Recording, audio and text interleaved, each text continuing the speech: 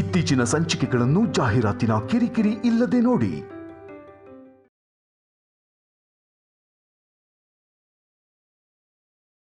Sir, ಅವನಿ ಬಗ್ಗೆ ನಿಮ್ಗೆ ಹೇಳಬೇಕಾಗಿರೋ ಅಗತ್ಯ ಇಲ್ಲ.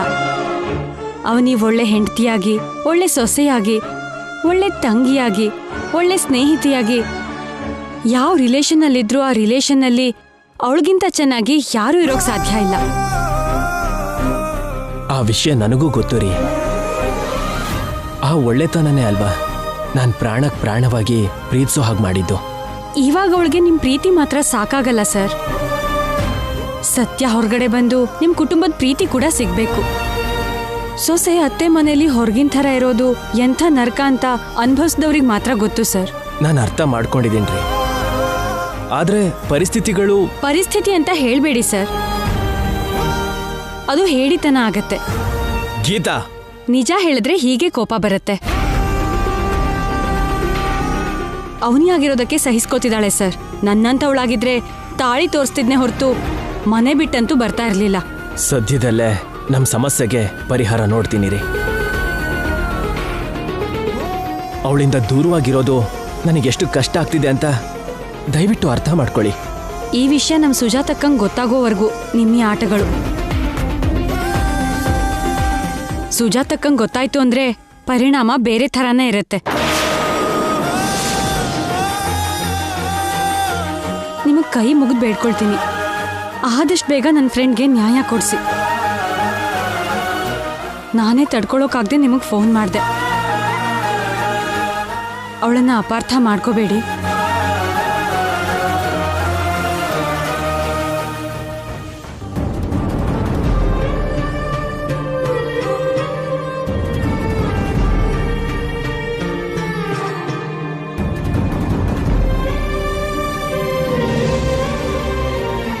ಈ ವಿಷಯ ಅಕ್ಕಂಗೆ ಯಾವುದೇ ಪರಿಸ್ಥಿತಿಲೂ ಗೊತ್ತಾಗಬಾರ್ದು. ನನಗೆ ಜಾಬ್ ಬೇಕು, ಹುಡುಕೊಡ್ತೀಯಾ ಪ್ಲೀಸ್? ಮತ್ತೆ ಸಿಗ್ತೀನಿ. ಸರಿ.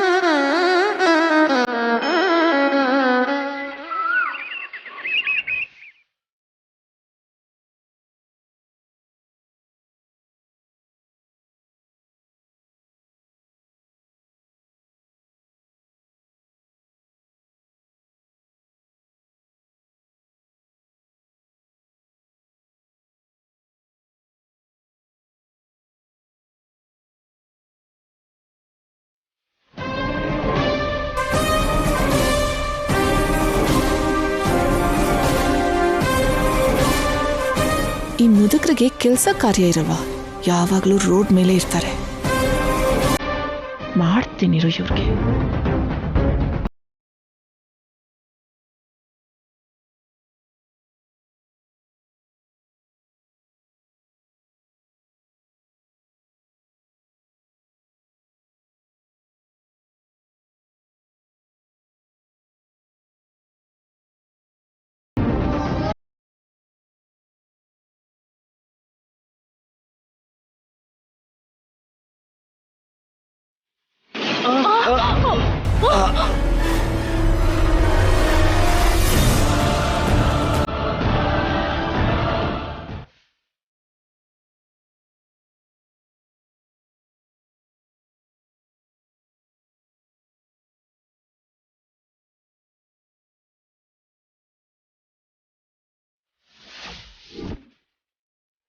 How dare you?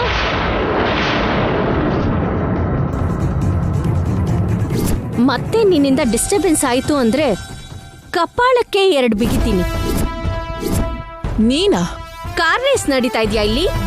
ಯಾಕಷ್ಟು ಸ್ಪೀಡಾಗಿ ಬರ್ತಿದ್ಯಾ? ನನ್ ಕಾರ್ಗೆ ಅಲ್ಲ, ನನಗೂ ಸ್ಪೀಡ್ ಜಾಸ್ತಿನೇ. ನಿನ್ ಸ್ಪೀಡ್ನ ಕಂಟ್ರೋಲ್ ಮಾಡೋನು ಯಾವನೋ ಒಬ್ಬ ಇರ್ತಾನೆ. ಅಂಥವನು ಇನ್ನೂ ಹುಟ್ಟಿಲ್ಲ. ಸ್ವಲ್ಪದ್ರಲ್ಲೇ ಪ್ರಾಣಾಪಾಯ ತಪ್ತು. ಇಲ್ಲ ಅಂದಿದ್ರೆ ಇಷ್ಟೊತ್ತಿಗೆ ನಾವು ಬದುಕ್ತಾನೆ ಇರ್ಲಿಲ್ವೇನೋ. ತಪ್ಪಲಿಲ್ಲ, ನಾನೇ ತಪ್ಪಿಸ್ದೆ. ದೇವ್ರಂದ್ರೆ ಭಯ ಇಲ್ಲ, ಕಡೆ ಪಕ್ಷ ದೊಡ್ಡೋರಂದ್ರೆ ಗೌರವ ಕೂಡ ಇಲ್ವಾ? ದೇವ್ರ ಮೇಲೆ ನಂಬಿಕೆ ಇಲ್ದೇ ಇರೋರ್ಗೆ ವಯಸ್ಸಾದವ್ರ ಮೇಲೆ ಕರುಣೆ ಎಲ್ಲಿರುತ್ತಮ್ಮ? ನಿಮ್ಮನ್ನ ನೋಡಿ ಕರುಣೆ ತೋರ್ಸೋದಕ್ಕೆ ಗೌರವಿಸೋದಕ್ಕೆ ನೀವೇನಾದ್ರೂ ಜಮೀನ್ದಾರ ಇಲ್ಲ ನನ್ನ ತಾತ ಮುತ್ತಾತನ? ಆಗ್ದೇ ಇರ್ಬೋದು, ಆದ್ರೆ ಆ ವಯಸ್ಸಿನವರೇ ಅಲ್ವಾ? ನಿನ್ನ ಹಾಗೆ ಅವರು ಮನುಷ್ಯರೇ ಅಲ್ವಾ? ವಯಸ್ಸಾಗಿರೋರು ಮನೇಲಿ ಮೂಲೆಯಲ್ಲಿ ಕೂತ್ಕೋಬೇಕು, ಇಲ್ಲ ಅಂದ್ರೆ ಯಾವ್ದಾದ್ರೂ ಆಶ್ರಮನಾದ್ರೂ ಹುಡ್ಕೋಬೇಕು. ಹೀಗ್ ರೋಡ್ ಮೇಲೆ ಯಾಕೆ ಓಡಾಡೋದು? ನನ್ನ ಹೆಂಡತಿಗೆ ಆರೋಗ್ಯ ಸರಿ ಇಲ್ಲ, ಅದಕ್ಕೆ ಆಸ್ಪತ್ರೆ ಕರ್ಕೊಂಡು ಹೋಗಿ ಬರ್ತಿದ್ದೀನಮ್ಮ. ಆರಾಮಾಗಿ ಓಡಾಡೋದಕ್ಕೆ ನಿನ್ನ ಹಾಗೆ ಕಾರ್ ಇರೋರು ಅಲ್ಲ, ಹುಡುಗರು ಅಲ್ಲ. ಏನ್ ಜಾಸ್ತಿ ಮಾತಾಡ್ತಿದ್ಯಾ? ನಾಳೆ ದಿನ ಎಲ್ರೂ ಈ ವಯಸ್ಸಿಗೆ ಬರ್ಬೇಕಾತ್ತೆ. ಕಾಲ ಯಾವಾಗ್ಲೂ ಒಂದೇ ತರ ಇರಲ್ಲ. ಕಾರಲ್ಲಿ ಓಡಾಡೋ ಯೋಗ ಜೀವನ ಪೂರ್ತಿ ಇರ್ದೇ ಹೋಗ್ಬೋದು. ಶ್ರೀಮಂತಿಕೆ ಇದೆ ಅಂತ ಜಂಬ ತೋರಿಸ್ಬೇಡ. ಕಾಣಿಸ್ದಾಗೆಲ್ಲ ಕ್ಲಾಸ್ ತಗೋತೀಯ, ಗೊತ್ತಿಲ್ದೇನೆ ಇಬ್ರ ಮಧ್ಯಾಹ್ನ ಏನೋ ನಡೀತಿರೋ ಹಾಗಿದೆ.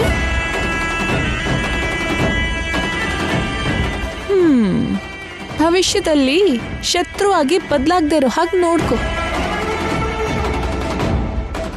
ನನ್ ಬಗ್ಗೆ ನಿನಗ್ ಗೊತ್ತಿಲ್ಲ, ನಾನೇನಾದ್ರೂ ಟಾರ್ಗೆಟ್ ಮಾಡ್ದೆ ಅಂದ್ರೆ ಗುರಿ ತಪ್ಪೋ ಮಾತೇ ಇಲ್ಲ.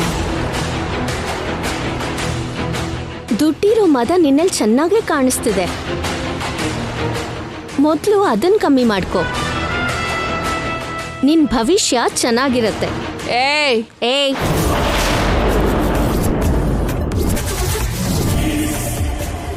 ನೀನ್ ಕಿರ್ಚಿದ್ರೆ ಭಯ ಪಡ್ತೀನಿ ಅನ್ಕೊಂತಿದ್ಯಾ? ಇನ್ನೊಂದ್ಸಲ ಯಾವತ್ತಾದ್ರೂ ದೊಡ್ಡೋನ್ ಮೇಲೆ ಅಹಂಕಾರ ತೋರಿಸ್ದೆ ಅನ್ಕೋ, ಆಗ ಹೇಳ್ತೀನಿ.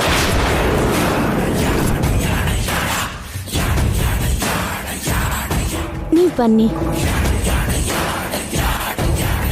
ಫ್ಯೂಚರಲ್ಲಿ ಯಾವುದೋ ಒಂದು ಜಾಗದಲ್ಲಿ ಸಿಕ್ಕೇ ಸಿಗ್ತೀಯಾ, ಆವಾಗ ನಿನ್ನ ನೋಡ್ಕೋತೀನಿ.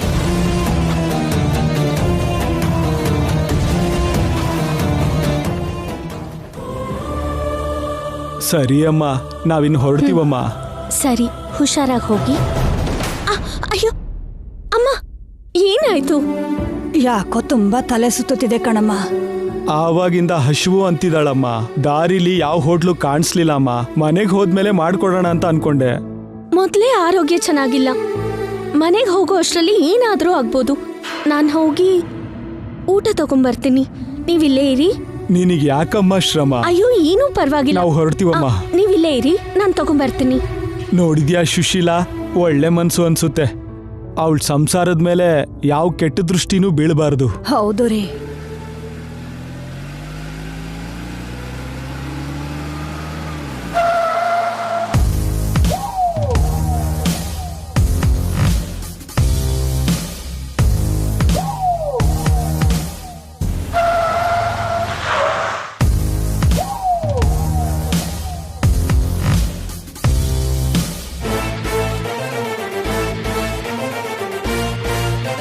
ಅರ್ಜುನ್ ಬಂದಿರ್ತಾನ?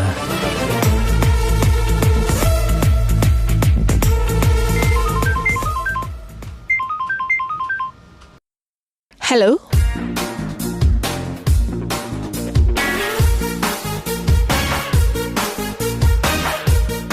ಬಂದೆ ಕಣೆ, ಒಳಗ್ ಬರ್ತಿದ್ದೀನಿ. ಏನಾದ್ರೂ ಆರ್ಡರ್ ಮಾಡಿದ್ರಾ?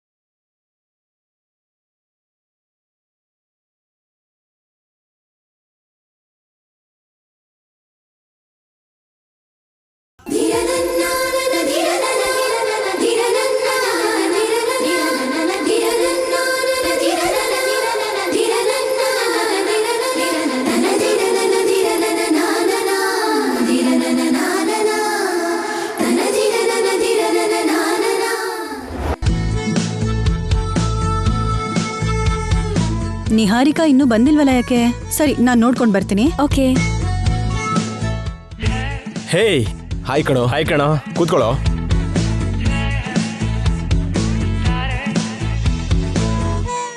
ನಿಹಾರಿಕಾ, ನಿಹಾರಿಕಾ, ನಿನ್ನೆ ಕಣೆ. ಏನೇ ಹಾಗೆ ಸ್ಟ್ಯಾಚು ತರ ನಿಂತ್ಕೊಂಡಿದ್ಯಾ? ಅದಾ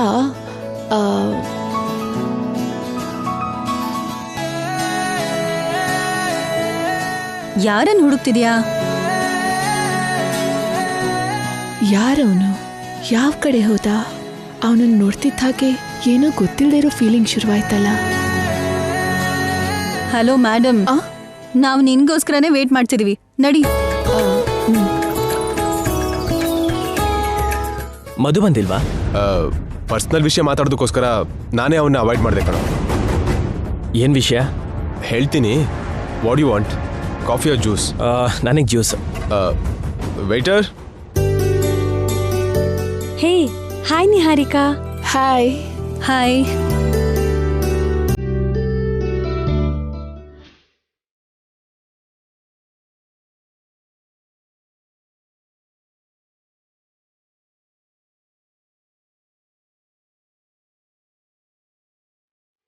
ಯಾರನ್ನ ಹುಡುಕ್ತಿದ್ಯಾ? ಇವಳಿಗೆ ಏನಾಯ್ತೋ ಏನೋ, ಆವಾಗಿಂದ ಯಾವ್ದೋ ಟ್ರಾನ್ಸ್ ಅಲ್ಲಿದ್ದಾಳೆ. ಹೇಳೆ. ಒಂದ್ ಹುಡ್ಗಂಗೋಸ್ಕರ ಹುಡುಕ್ತಾ ಇದ್ದೀನಿ. ವಾಟ್? ಹೌದೇ? ನೀನೊಂದ್ ಹುಡುಗನ್ ಬಗ್ಗೆ ಮಾತಾಡೋದು, ನಿನ್ ಕಣ್ಣು ಅವನಿಗೋಸ್ಕರ ಹುಡ್ಕೋದು, ಇವತ್ ಖಂಡಿತ ಸುನಾಮಿ ಬರುತ್ತೆ. ಅವನನ್ನು ನೋಡ್ತಿದ್ದ ಹಾಗೇನೆ ನನ್ನನ್ನು ನಾನೇ ಮರ್ತೋದೆ. ಅಂದ್ರೆ ಲವ್ ಅಟ್ ಫಸ್ಟ್ ಸೈಟಾ? ಹೌದು, ಹಾಗೆ ಅನಿಸ್ತಿದೆ. ಇವಳು ಬಾಯಿಂದ ಇಂಥ ಮಾತು ಬರ್ತಿದೆ ಅಂದ್ರೆ ತುಂಬಾ ಆಶ್ಚರ್ಯ ಆಗ್ತಿದೆ ಅಲ್ವಾ?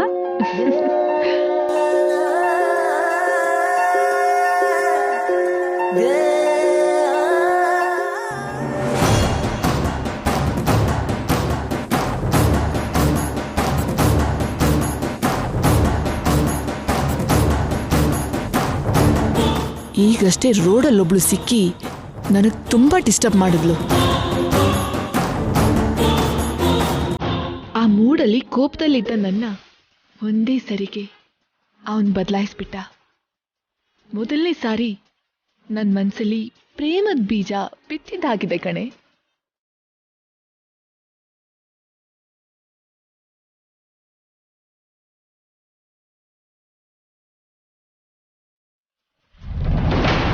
ಪ್ರೀತಿ ಬೀಜನ್ ಬಿತ್ತಿದ್ದ ಹಾಗೇನೆ ಮೊಳಕೆ ಬಂದು ದೊಡ್ಡ ಮರ ಆದಾಗಿದೆ ನಿನ್ ಫೀಲಿಂಗ್. ಭೂಮಿಗಿರೋಷ್ಟು ಗುರುತ್ವಾಕರ್ಷಣ ಶಕ್ತಿ ಅವನಲ್ಲಿ ಇರೋ ಹಾಗಿದ್ಯಲ್ಲೇ. ಯಾರೇ ಅವನು?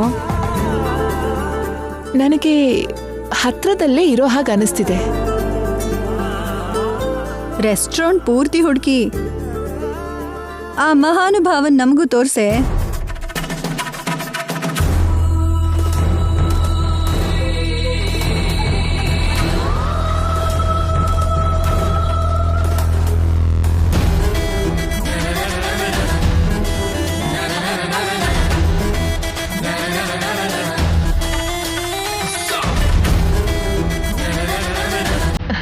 ಅಲ್ಲಿ ನೋಡ್ರಿ, ಅವನೇ ಅದು.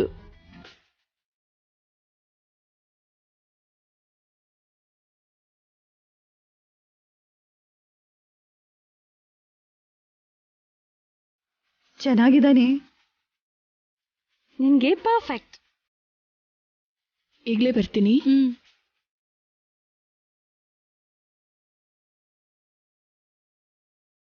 ಆ ವಿಷಯನೆಲ್ಲ ಪಕ್ಕಕ್ಕಿಡೋ. ನೀನೇನೋ ಇಂಪಾರ್ಟೆಂಟ್ ವಿಷಯ ಮಾತಾಡಬೇಕು ಅಂದ್ಯಲ್ಲ, ಅದನ್ನು ಹೇಳು. ನನ್ನ ಕೊಲೀಗ್ ರಂಜಿನಿನ ಲವ್ ಮಾಡ್ತಿದ್ದೀನಿ ಕಣೋ. ನಾನು ಅವಳನ್ನೇ ಮದುವೆ ಆಗಬೇಕು ಅಂದ್ಕೊಂಡಿದ್ದೀನಿ. ಮನೇಲಿ ನೋಡಿದ್ರೆ ನನ್ನ ಪರ್ಮಿಷನ್ ಕೇಳ್ದೇನೆ ನಮ್ಮ ಮನೆಯವ್ರ ಮಾತನ್ನೇ ನಾನು ಕೇಳಬೇಕು ಅನ್ನೋ ಹಾಗೆ ಬೇರೆ ಸಂಬಂಧ ನೋಡಿದ್ದಾರೆ. ನಾನಂತೂ ನಮ್ಮ ಮನೆಯವ್ರ ಹತ್ರ ರಂಜಿನಿನೇ ಮದುವೆ ಆಗೋದು ಅಂತ ಹೇಳ್ಬಿಟ್ಟೆ ಕಣೋ. ಅವ್ರು ಯಾಕೋ ಒಪ್ಕೋತಾ ಇಲ್ಲ. ಏನು ಮಾಡಬೇಕು ಅಂತಲೇ ಗೊತ್ತಾಗ್ತಿಲ್ಲ. ನಿನ್ನ ಸಜೆಷನ್ಗೋಸ್ಕರ ನಿನ್ನ ಬರೋಕ್ಕೆ ಹೇಳಿದೆ.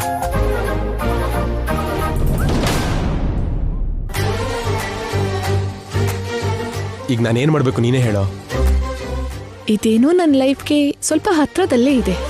ಇವನ್ ಏನ್ ಹೇಳ್ತಾನೋ? ಇದು ತುಂಬಾ ಸೆನ್ಸಿಟಿವ್ ವಿಷಯ ಕಣ. ಪೇರೆಂಟ್ಸ್ಗೆ ಎದುರು ಮಾತಾಡಬಾರ್ದು. ಹಾಗಂತ ನೀನ್ ಪ್ರೀತಿಸಿರೋ ಹುಡುಗಿನ ಬಿಡಬಾರ್ದು. ಯಾಕೆ ಅಂದ್ರೆ ಮನ್ಸಿಗೆ ಇಷ್ಟ ಆದ ಹುಡುಗಿ ಲೈಫ್ ಪಾರ್ಟ್ನರ್ ಆದ್ರೇನೆ ಲೈಫ್ ಎಲ್ಲ ಹ್ಯಾಪಿಯಾಗಿರುತ್ತೆ.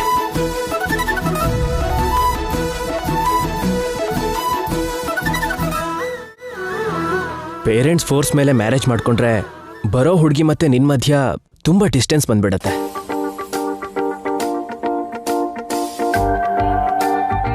ಸೊ ನಿನ್ ಲೈಫ್ ಹೇಗಿರ್ಬೇಕೋ ನೀನೇ ಡಿಸೈಡ್ ಮಾಡ್ಕೋಬೇಕು, ನೀನೇ ಡಿಸೈನ್ ಮಾಡ್ಕೋಬೇಕು. ಇನ್ನು ಪೇರೆಂಟ್ಸ್ ವಿಷಯ ಅಂತೀಯ, ಸ್ವಲ್ಪ ದಿನಕ್ಕೆಲ್ಲ ಸರಿ ಹೋಗುತ್ತೆ. ಪ್ರೀತಿಸಿದ ಹುಡುಗಿ ಬಗ್ಗೆ ಹೇಳ್ಕೊಳಕ್ಕಾಗದೆ ಇರೋದಕ್ಕೆ ಕೆಲವರಿಗೆ ಬಲವಾದ ಕಾರಣಗಳಿರತ್ತೆ. ನಿನಗಂತ ಹರ್ಡಲ್ಸ್ ಇಲ್ಲ, ಅದಕ್ಕೆ ಯು ಕ್ಯಾನ್ ಪ್ರೊಸೀಡ್. ಏನ್ ಹೇಳ್ದೆ ಬಾಸು, ಅಚ್ಚು ನನ್ ಮೆಂಟಾಲಿಟಿನೇ. ನಿನ್ನ ಮಾತಿಂದ ನನಗೆ ಸ್ವಲ್ಪ ಧೈರ್ಯ ಬಂತು.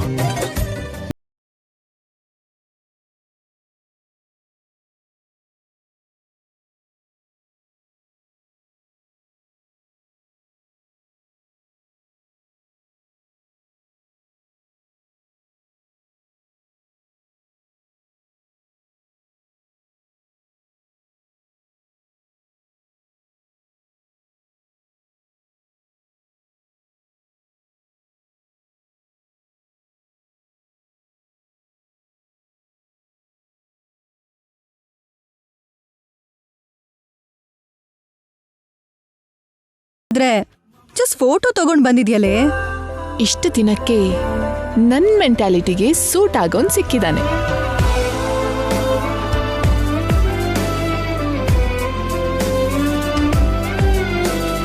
ಪೇರೆಂಟ್ಸ್ ಎಷ್ಟು ಮುಖ್ಯನೋ ಲವ್ ಮಾಡ್ದವ್ರನ್ನೂ ಬಿಡ್ಬಾರ್ದು ಅನ್ನೋದು ಕೂಡ ಅಷ್ಟೇ ಮುಖ್ಯ ಅಂತ ಅವನು ಸಿಂಪಲ್ ಆಗಿ ಕ್ಲಿಯರ್ ಆಗಿ ಹೇಳ್ಬಿಟ್ಟ.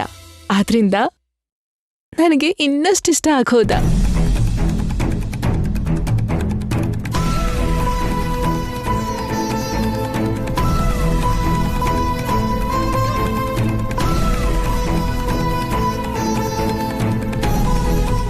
ಶ್ರೀಕರ್ ಅವನಿನ ಪ್ರೀತಿಸಿ ಮದುವೆ ಮಾಡ್ಕೊಂಡಿದ್ದಾನೆ. ಮದುವೆ ಆಗಿರೋನ್ ಜೊತೆ ನಿಹಾರಿಕಾ ಮೊದಲ ನೋಟದಲ್ಲೇ ಪ್ರೀತಿಲಿ ಬಿದ್ದಿದ್ದಾಳೆ. ಈ ಪರಿಚಯ ಕಥೆನ ಯಾವ ಕಡೆ ತಿರುಗಿಸುತ್ತೆ ಅಂತ, ಅವ್ರ ಜೀವನದಲ್ಲಿ ಎಂಥ ಬದಲಾವಣೆಗಳು ಸಂಭವಿಸುತ್ತೆ ಅಂತ ಕಾಲಕ್ಕೆ ಗೊತ್ತು.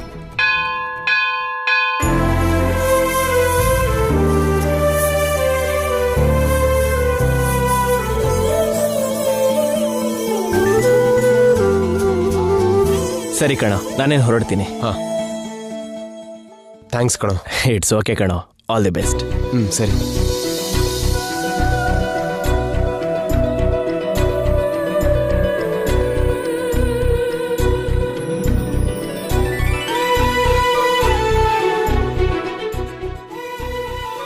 ನಿಹಾರಿಕಾ ಅವ್ನು ಹೋಗ್ತಿದ್ದಾನೆ. ಅವನ್ ಡೀಟೇಲ್ಸ್ ತಗೊಂಡು ಈಗ್ಲೇ ಬರ್ತೀನಿ. Okay.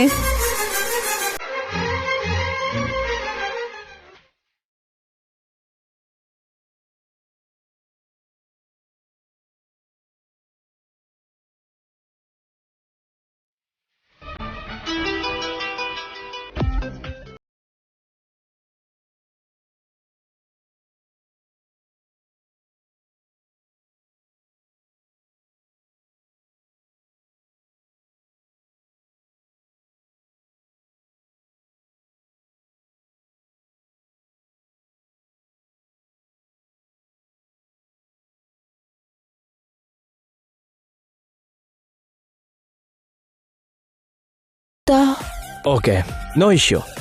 I will call you tomorrow.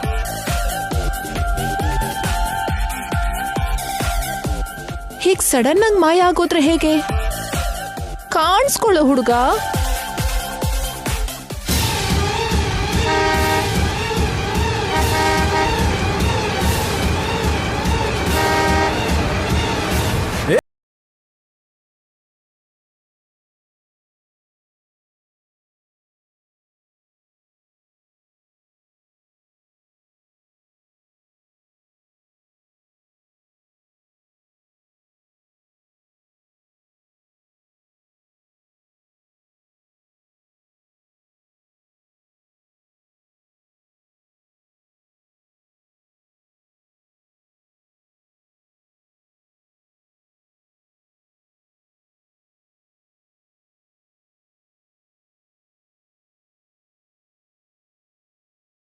ಆಗ್ಲೇ ಫೋನ್ ಬೀಳಿಸ್ಕೊಂಡ್ರಿ, ಇವಾಗ ಒಂದೇ ಸಮ ನನ್ ಮೇಲೆ ಬಿದ್ರಿ.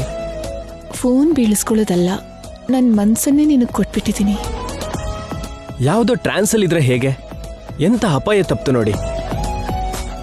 ಸ್ವಲ್ಪ ಹುಷಾರಾಗಿರಿ, ಇಲ್ಲ ಅಂದ್ರೆ ಲೈಫ್ಗೆ ರಿಸ್ಕ್ ಆಗ್ಬಿಡತ್ತೆ.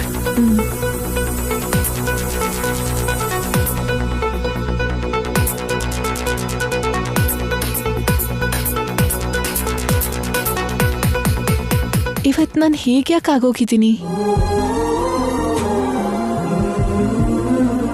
ಎಲ್ಲಿ ಇವರು? ಹಲೋ, ಎಕ್ಸ್ಕ್ಯೂಸ್ ಮೀ, ನಿಲ್ಸಿ.